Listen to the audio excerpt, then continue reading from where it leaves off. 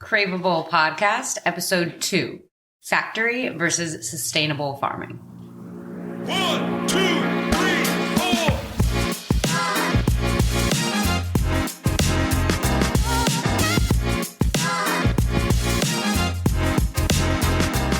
Hello, and welcome to the Craveable podcast. We are your hosts, Katie and Ben, and the show is brought to you by Fossil Farms, where real matters. So today, episode 2, welcome back, everyone. We're going to be diving into sustainable farming versus factory farming. Lots of details, info about them both, the differences, the challenges, and where Fossil Farms comes in on that ever-sliding scale. So Ben, do you want to take us in and kind of give us a high-scale definition of what the lovely factory farming is? Yes, it's unfortunate I have to describe this, that it exists, but there's, almost 8 billion people on the planet, so in a way, some might argue a necessary evil, and we're here to argue probably literally the opposite. Factory farming does tend to go by a different name, and that industry is concentrated animal feeding operations. Isn't that a frou-frou way to say that you abuse and house animals in an unjust way just for their meat? But let's dive deeper into that, because Fossil Farms doesn't operate in that way. What we do is not factory farming. You're not going to go to our, Lancaster farms we work with for Duroc pigs and natural pigs and see them in pens that are barely big enough for the animal where they can't turn. You're not going to go to a beef farm or finishing farm from our local Harvest Angus beef program and see a, half-mile long pool of animal waste sitting open air, leaching into the water. You're not going to see animal abuse, where these animals are literally dying in their pens with nobody checking in on them. I mean, there is a hand that feeds these animals day in and day out. I always think of our duck farm, but I'll get deeper into that.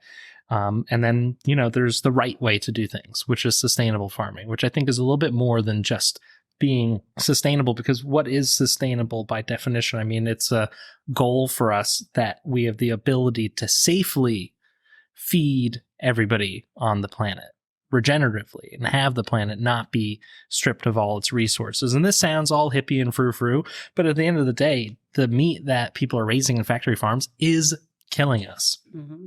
Unfortunately. I mean, do you want to talk about, the cesspools that are some of these pig farms in the country? Where do we want to start? We want to talk about the good things like the sustainability. I think we should talk about a little bit on the water usage and the waste and pollution that comes from some of the factory farms. Yeah, I mean, before we get into that detail, just, the basic terminology of a factory farm, you touch on a lot of things, but the literal definition is that is a form of intensive animal agriculture designed to maximize profits while using as few resources as possible. And that says a lot. So, I mean, a lot of the high level negative points on factory farming is obviously the complete lack of care or concern for animal welfare, the extreme amount of environmental damage and degradation that is inherently a byproduct of that. And of course, all the hormones, steroids, and other stuff that's getting pumped into the animals, which then in turn is a part of the meat that we are consuming. And that's obviously very, very bad. So yeah, I mean, we can definitely start with water usage. I mean, I know one of the biggest problems there is the contamination. And like you said, with the animal waste and the water that gets contaminated, I mean, what's the percentage of natural bodies of water that are completely unusable in this country alone, just because of pollution? I mean, it's huge. It's a huge number that I wrote down just for this. It's 68% of lakes, reservoirs, and ponds are too polluted for us to use. And that is primarily due to agriculture. I mean, that is insane. 68%. So even most pristine pools of water that you're looking at on your hikes are totally polluted because of agriculture. How could that be true? Because this issue is so prevalent. I mean, the process of raising animals is dirty. Like, there's a reason that, farmers are salt of the earth type people, because it's a pretty hands-on kind of dirty job. And with that comes a lot of waste and manure. I mean, you're talking about hundreds, if not thousands of animals on a single property that are, let's put it politely, using the restroom. I mean, they're creating manure that has to go somewhere, and they just pile it up, or they pile it up into a wastewater retention pond that's unlined, open to the air. I mean, there's birds literally migrating over these places, sitting in these pools of water, then flying all across the world. I mean, this problem seems like it is only case by case when you don't consider the extenuating factors of it affecting an ecosystem. And that ecosystem these days is global. I mean, even looking at the avian flu that we all went through. I mean, egg prices, am I right? Egg prices, guys. That's inherently due to avian flu. And those animals are sick and they're traveling across the country. And there's these farms that just don't have things in place to stop their animals from getting sick. Other than antibiotics, and you have to cull all these herds, and that's also waste. I mean, it's almost hard for me personally to stay on topic because so many things just jump into mind that are really gross. But like you said, I mean, it's not just the water usage in general for raising animals and raising crops and things like that. It's like cleaning out these pens, and then 100%. You know, all the chemicals that go into it, and then this leaking into the groundwater, and that causing issues with your endocrine system, and then not being able to, you know, or you have pregnant women who are having issues with their babies. I mean, it's an all-encompassing issue. And there's a solution. Just do it the right way, right? Yeah. Pretty crazy. And I know, I mean, again, with, you know, on the topic of the animal waste and how these factory farms manage it, I was reading a couple articles about just people in not even close neighboring to these factory farms and other small farmers near these factory farms. I mean, life is almost unbearable for them, you know, and a lot of these factory farmers, they kind of say, well, that's life on the farm. You know, never worked on a farm where you don't smell the animals, but it's completely different scale than that. Right. And these local farmers who have small natural operations, they're having trouble maintaining their operations because of all the pollution, the horrible runoff from these factory farms. Yeah. And there are residents that have genuine concerns that we want to move. We're never going to be able to sell our property because of this horrific permeating stench due to, like you said, just cesspools of animal waste. And one of the huge things that is different, and as you said, doing it right, and I think I would like to get into, you know, the true definition of sustainable farming, but one of the big, I mean, defining factors almost of sustainable farming is this natural cycle of raising animals versus the unsustainable cycle of factory farming. So in the natural cycle, you have animals grazing on open pasture, you have the plant life and the pasture feeding and nourishing the animals, and you have the animals via their manure feeding and nourishing the land. And it's a cycle that is meant to be as such, and it's natural. And it touches on the water problem in that with the ground and the plant life being nourished by the animals that are naturally grazing there, it's actually going to make the ground hold more water, retain more water. There's less runoff. Right. And that entire messy, unnatural issue just gets resolved naturally. And in that cycle, that is what it's supposed to be. Right. Basically. Crazy that it seems to work so easily. I mean, it's frustrating for us. Again, I think we touched on this in episode 1, is to see things done the right way and know that it's, you know, reproducible results. So basically a hypothesis that's been proven. So now we have science that backs the evidence that you can do things naturally and sustainably in a ecosystem that essentially sustains itself.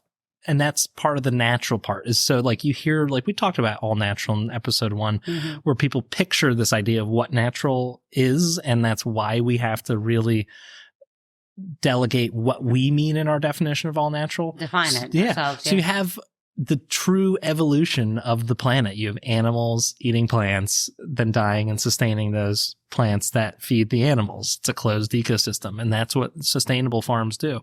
And even more so now, regenerative farming, which we're talking to our farms about doing, of really not doing it because it's the next cool thing, but because inevitably you're going to take all of the minerality out of your soil, all of the health aspects. I mean, I don't even know how to say the terms properly, but you're taking out what's in the soil that makes it able to raise products. Yeah, removing the nutrients. Yeah, removing the nutrients. Right. Exactly. I wish I found that 5 minutes ago.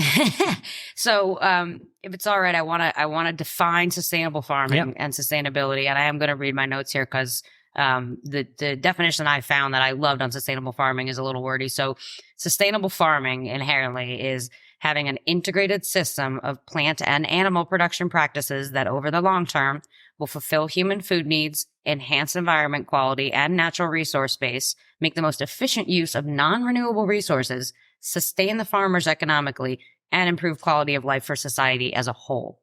That touches on so many points at everything.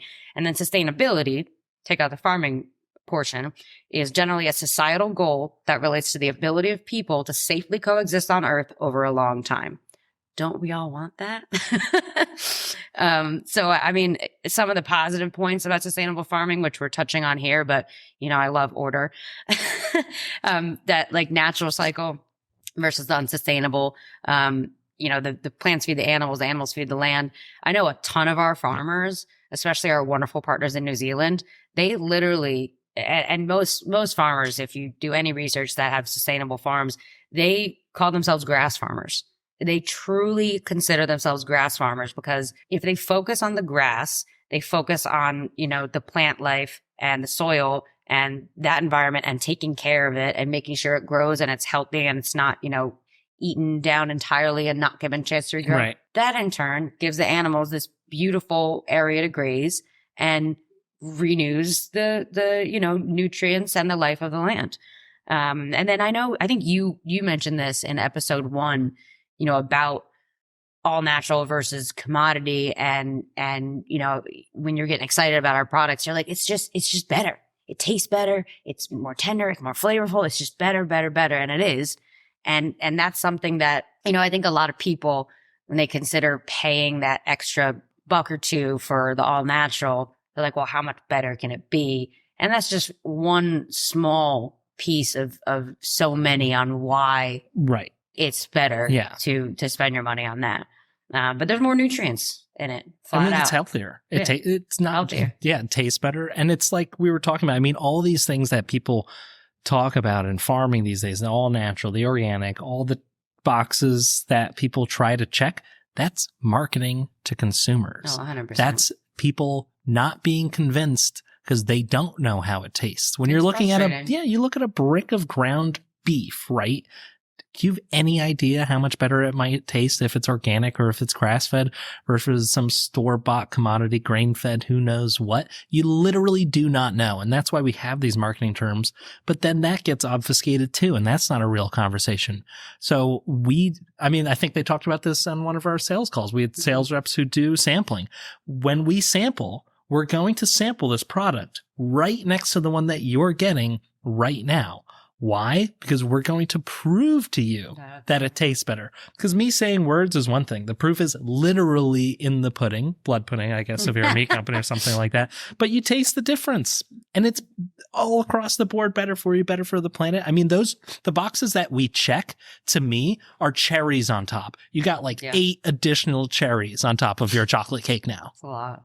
It's a lot of cherries. But I mean, what you said about labeling, I mean, just to prove that point. I mean, how many times have you seen articles out there in magazines or on the web saying, here's understanding the labels on your product. Right.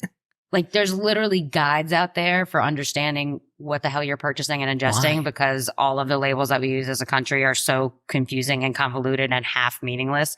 And it's just frustrating. It's frustrating. Annoying. So I mean, this is not the most positive point, but I found some actual statistics on factory farms that touched me home. And, I just wanted to share some of those. And a lot of these are, you'll see going back to 2017, 2018, but the U.S. Department of Agriculture, the USDA, estimates that there are roughly more than 450,000 confined animal operations in the U.S.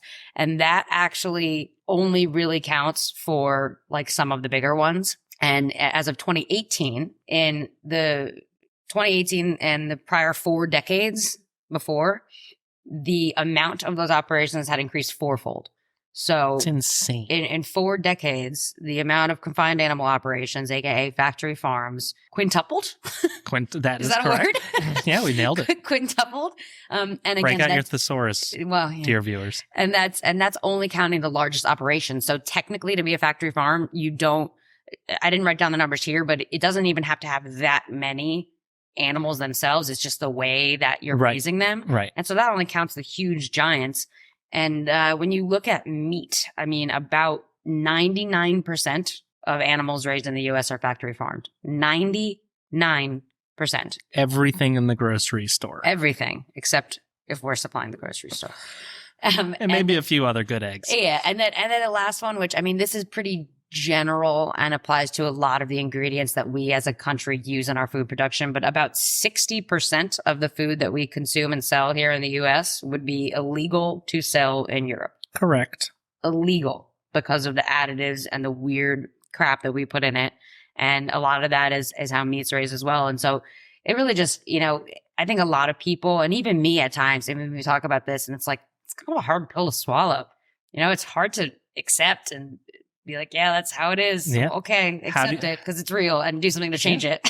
How are you not part of the problem? Yeah. You know what I mean? How do you, when you're a objectively morally good person who purchases based on those things in your mind, and you know that every single thing in the grocery store you technically shouldn't buy based on your moral reasoning, like 99% of all the meat, everything every other American is eating or across the globe is eating is like that. And then we wonder why people are getting sick like crazy.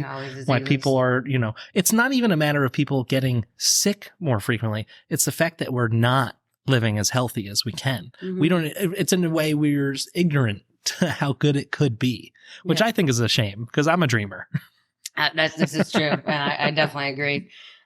So, what's interesting about this topic, for me is that, and maybe I should have said this in episode 1 when we were doing our intros. So I used to be a vegetarian for about 5 years of my life. And that included, the end of that period was going into college. And, I came off vegetarianism at that time. Obviously I've always loved food, but it was hard to keep a healthy diet being a vegetarian with the options available to you in the college dining hall. I bet. But the reason I started that was for animal welfare reasons. I mean, I wasn't combing through PETA websites every day, but I had done some research and I was really disturbed and shocked. And I just didn't want to be a part of it. And I mean, I love nature and animals as much as the next person. I mean, I wouldn't say I take that to the extreme, but I was shook, for lack of a better word. Yeah. And I was kind of like, this is disgusting. Like, I don't want to, and when we do regular visits to our farm partners and we see the whole process, we see the animals being raised. We see, the slaughtering process. We see all of it. And I've always thought that that's super important because, I mean, it's so basic consumerism, especially American culture, to separate the fact that this was a living animal, that it had a life, that it was killed to be put on your plate, and just be like, this is a delicious chicken franchise, know? And like, it's so important to understand the whole process. And for me, when I saw what factory farms are doing, I just said to myself, I can't. I mean, peanut butter and pasta as a diet's not a great alternative. Right, yeah. So you have to find something like. As a meat eater, I truly believe, and I think we all believe, and I know you believe, it's 100% your responsibility to acknowledge what happened to put that meat on your plate. And I can swear to you that these ducks and pigs and cows that we have physically seen at these farms are living a much, much, much better life than anything that comes out of a factory farm. And if people could just see that with their own eyes, I think that would itself be a reason to spend the extra $250 on your chicken breast. Right. You know what I mean? Yeah. But they're a working farm. You can't really have people, wandering on it. I mean, just being realistic, but that's the thing. People need to be part of the process. That's why people go to the farmer's market. They like talking to the producers. They like talking to the artisans that are passionate the same way we are. That's part of the experience, because instead of painting a fake picture of, pastoral life and this pig smiling at the sun in a field. Not how it works, by the way. They're probably wallowing in mud, FYI. But there's the idea of what the farm is, of what people are sold. They only see, like you were saying, the finished product. But the farms that we've been to, I mean, we went to visit a beef farm of ours from our local harvest program, and we didn't know until the end of the trip that it was a finishing farm. We were like, oh, we just thought that's where you're raising. He's like, no, we're finishing them here. And that field are mine. And I'm raising all of the feed that goes into these animals for us to finish them. Could be 3 months. Could be 9 months. You know why? Because we're not pumping them full of grain. We're not getting them to a certain weight within a certain time period. But I love that about I haven't been on the tour of a local beef but the plant. duck farm, we should talk about that, because that's also the foie gras farm, and that is a hot topic. And there's a right way to do it. That's true. We can touch on that. I did just want to say, though, about what you said about the beef farm, and I know we have a tour coming up, that it's a fantastic program, and they are really, they're local individual farms that are in the Northeast, and it's literally this guy who owns this farm. These are his cows, and we could even track on a week by week basis. Okay, this week our Angus beef came from Joe in Pennsylvania, right? And that's super cool. But yeah, let's talk about the duck farm, because I've been there a couple times. I think you have been, and that's a really great experience. Great people. It's a great farm. We're talking about LaBelle Farms, Bella Bella Gourmet, up in the Hudson Valley. Really great partners for ours. Great people, like legitimately they are amazing. The nicest people, generational family, having owned it. I mean, a lot of the farms we work with are generational. Mm-hmm. If you have somebody doing it the right way for a long time, it kind of sticks. Mm-hmm. That's a lesson for everybody listening. But the duck farm does produce foie gras. If you don't know what foie gras is, it is fatty duck liver. And essentially these ducks go through a process that was previously or still technically called force feeding. And they stick a tube down the duck's throat and they fill their stomach with feed until their handler can feel it getting to the top of their stomach by touching the esophagus. And then they are force fed, quote unquote, force fed the gravage for 2 weeks. I think 2 to 4 weeks, something like that. I don't remember the numbers exactly. And then when they're slaughtered, they take out the fatty liver, and it is like, a third of their body weight when it's done. But seeing the ducks handled properly, they're with the same woman in this case for the whole time that they're being fed. These ducks aren't running away. They're not trying, to not be force fed. They are literally chomping at the bit to get to it. Does that really speak to, the welfare of the whole thing? Even you describing it, though, seems like mildly aggressive. Like, it seems so aggressive. And then when you go there and you remember being in and seeing the ducks in the pens. There's only a handful of ducks in each pen, and they are quiet as a mouse. I mean, outside of those fans blowing to keep air circulating in the duck house, they are super quiet. They're very peaceful. They're not nipping at each other or squawking or afraid or anything. The handler comes in and they're just hanging out, literally super all natural. And then we got to see the adorable ducklings, and now they're doing chicken and some other products too. But there's this idea, because we use charged language like force feeding. Well, the ducks are probably going to eat that much anyway. Well, I wanted to say, I mean, the reason foie gras was discovered, because that's actually a process that happens in nature. Right. I mean, ducks on an annual basis overeat a lot regularly for a period of time in order to fatten themselves up for winter. And I mean, I didn't come in with a history of foie gras under my belt, but I would venture to say that some Frenchmen didn't just say, let's shove a bunch of grain down this duck's throat and see what happens. Right. I mean, probably a duck was killed in nature that had been gorging itself in preparation and they for realized, the winter. Yeah. And when we have seen that, as you said, I mean, the ducks quite literally line up, and it's not like, I hate the tube down the throat thing, because technically it's true, but like, it doesn't even go that far down there. It seems so aggressive, but it's really, you have to see it in person. Yeah. And so there's a right, you said this, there's a right and a wrong way for literally everything. And it's, it's interesting and awakening to see things done the right way. And, I just think a lot of the population isn't aware of the small scale Right. in which that's being done and the fact that it can be done. with Not so for many a lack things. of trying, though. And I do want to say one thing before we move from the duck farm. They will let you visit. They want you to visit. Yeah. They'll invite everybody up because they understand what surrounds the idea of foie gras Mhm. and these duck farms. They want you to come see it because they have nothing to hide. They know that they're taking care of these animals. These animals are sustaining these families in the Hudson Valley. Mhm. Why would they want to hurt them? Mhm. But- Exactly. And because it's not for money, I can tell you that much. Yeah. And I know, you mentioned this, it just kind of just came up with a thought in my head, but you talking about the beef farm brought it up. A lot of people are kind of stuck on the idea of grass fed, grass finished. And I think that's, and this is my personal opinion, but I think that that's great for certain products, but for the most part, and our grass-fed New Zealand Wagyu absolutely exploded my Crazy brain with good, this yeah. one. But for the most part, like, don't give me grass-fed, grass-finished beef. Like, I'm very much not interested in it. I have had nothing but bad experiences, except until the New Zealand There's Wagyu some came into my exceptions. life. Yeah, there's always exceptions.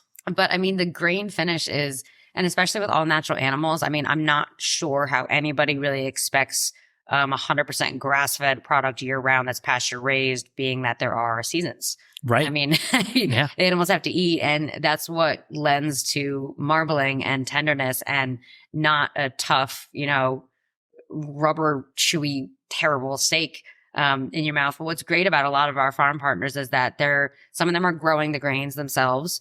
A lot of them are purchasing different all vegetarian grains from local farms, and they're blending it themselves at the farm site, because our farm partners care literally as much, maybe if not more than we do, about having a hand in every part of the process and truly knowing, walking the walk, not just saying, it's pasture. Yeah, it's pasture raised. Yeah, it's local grain. They blend it themselves. And even back to the water, I know that a lot of our smaller farms, they're using water from, springs and wells and natural sources of water that these larger farms wouldn't even be able to use based on the scale they need. Right. And that water is not only sourced naturally, but is then inherently going back into the ground. I mean, there's just, even with the water usage, because obviously tofu uses less water than beef to produce, period. Right. Don't ever try to Yeah. argue that. There's even a right way to source and redistribute water in that case. And I just wanted to touch on that because you made me think of it. We don't need to cut corners, I think is the message here. But sustainable farming is getting really popular. I mean, there's certain brands that put their emphasis on their regenerative farming. Which is basically sustainable farming. Which is basically sustainable farming. It's a small part of the whole. And I wasn't really sure where I was going to go with it. It just is one of those passion things for us. There's a way that you can integrate these systems for everybody to eat right. It's not like we're not producing a ton or literally hundreds and hundreds of tons of meat this way. 99% of it is produced factory farming, but it doesn't need to be. I mean, the US isn't lacking in space. I mean, maybe that would affect some transport costs, but there is room for us to do it the right way. And then there's the economies of scale. The only reason it's cheaper to have commodity meats and do it the cheap way is because they do it at such a large scale. I mean, our pricing is really reasonable since we're working with a handful of small local farms that all get processed by one parent company. For instance, like Awful Road, they're processing down the street from us, and they have for years, and they moved some of their operations and farms in Pennsylvania to have the space, to do it the right way, because New Jersey doesn't have the space. Iowa's got the space. Idaho's got the space. The Dakotas, the Midwest, Ohio, everywhere there's room to do it the right way. We're choosing not to and polluting ourselves for the sake of profit. Doesn't that make you sick? It does for me. But that's okay because we're doing it the right way. There is an option. There is an option to just do it right. And it tastes so good. I can't help myself. But I thought about something else that I think I might have touched on briefly in my definition of sustainable farming, but this is a massive part of it. And it's something I'll give our take on too. But a huge part of sustainable farming is making sure that the farmers and ranchers that raise these animals can continue to do so in the future. Yeah, profitably. Meaning they're not going to have 1 year's worth of harvest and sell it at a price that makes them go out of business next year. So we operate on a whole whole animal program. So, nose to Sometimes tail, hogs. nose to tail, horn to hoof. So, we don't just order 5,000 pounds of tenderloins. When we order our batches of product from our processors, we're accounting for every part of that animal because that is what is sustainable for the farmer. It is not sustainable for the farmer to give us 3,000 pounds of French racks and 4,000 pounds of tenderloins because guess what? Every animal only has 2 of each. And what are they going to do with the rest of the animal? So Grind it? I hope not. Jeez, Yeah, that's a lot of well, burger.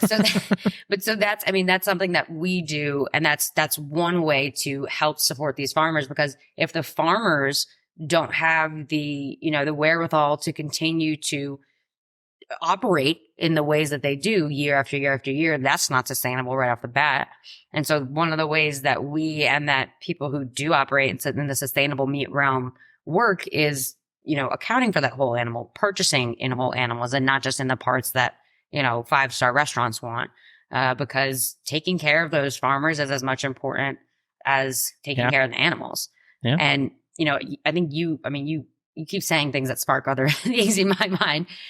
But I think I said in the past to you, one of the biggest challenges is the affordability of some of these products. And I don't want to say it's out of anybody's control, but it's a problem that there are lower economy communities that simply cannot afford to purchase these products. That's a fact.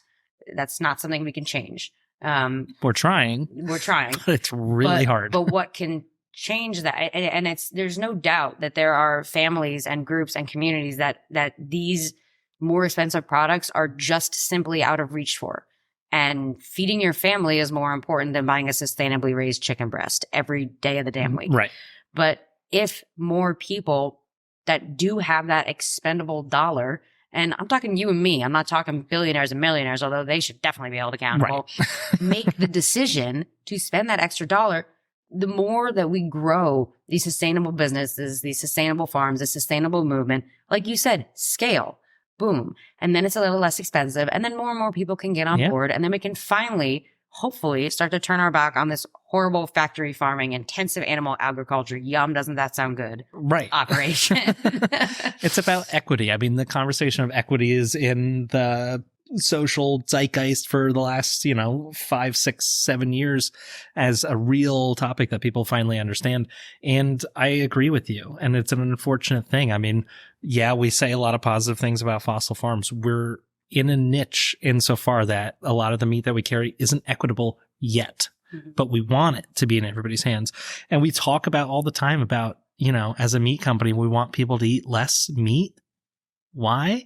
Because you should eat better meat. You don't need to eat a 12-ounce ribeye 4 nights a week or a bigger ribeye. 12 ounce isn't even the average. I think these days it's like 14 and up. Don't eat a 16-ounce ribeye every day. Right. Don't do but it. you can eat an 8-ounce piece of elk that's comparable, probably way more nutrient dense than that store-bought, select ribeye. Don't get me started on that.